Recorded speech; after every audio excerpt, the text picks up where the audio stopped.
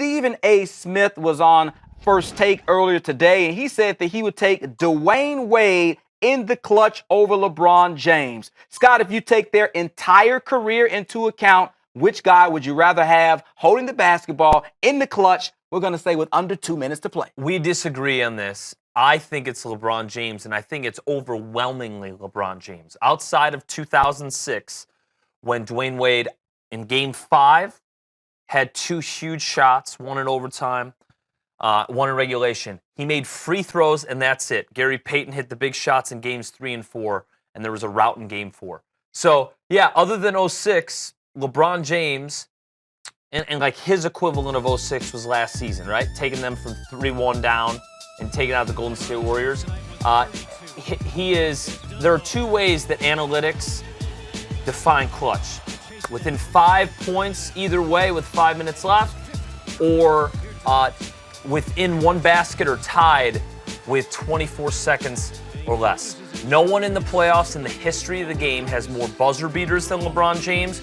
No one outside of Brandon Roy in the 21st century, when these analytics have been calculated, has a better field goal percentage. Dwyane Wade, in fact, since 2006, has the worst field goal percentage from shots of 1-2 trailing or tied with 24 seconds or fewer remaining in the entire league with at least 30 attempts. So I'm going to go with LeBron. I'll go with Dwyane. I just go with the eye test. A lot of times you can use numbers and kind of take them in different ways and make them feel how you want them to go. But when I look at Dwyane Wade and all the buzzer beaters that he's had, he's done it in the playoffs against several teams. He's done it on a big stage against Madison Square Garden. Heck, he's done it already with the Chicago Bulls. First game of the season, Dwyane Wade hit a clutch shot to knock out the Celtics that everybody scrutinized when he did the throat/gesture. When I look at Dwyane Wade, we know who he is and what he's about. He's a mid-range shooter. He's going to get to his spot on the floor. He's going to rise up and knock it down. LeBron James, as great as he is, I'm not saying he's not a great player, but we're talking about clutch.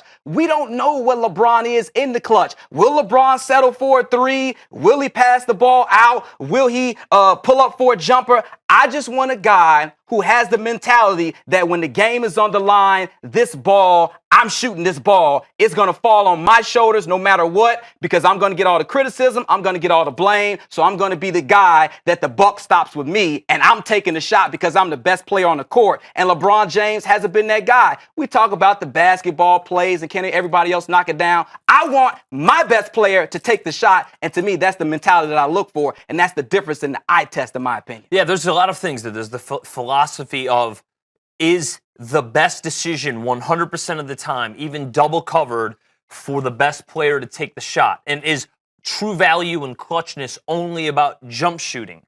Bill Russell was clutch, but he never took anything outside 6 feet.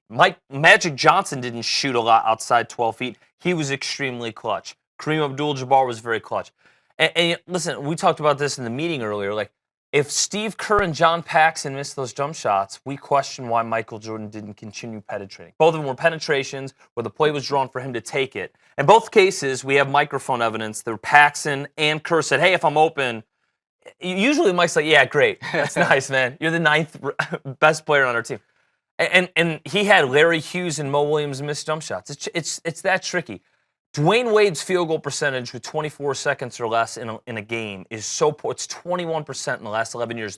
I think a big reason is he is very predictable in that way. And LeBron has a lot of versatility. You said, I'm not sure what he's going to do.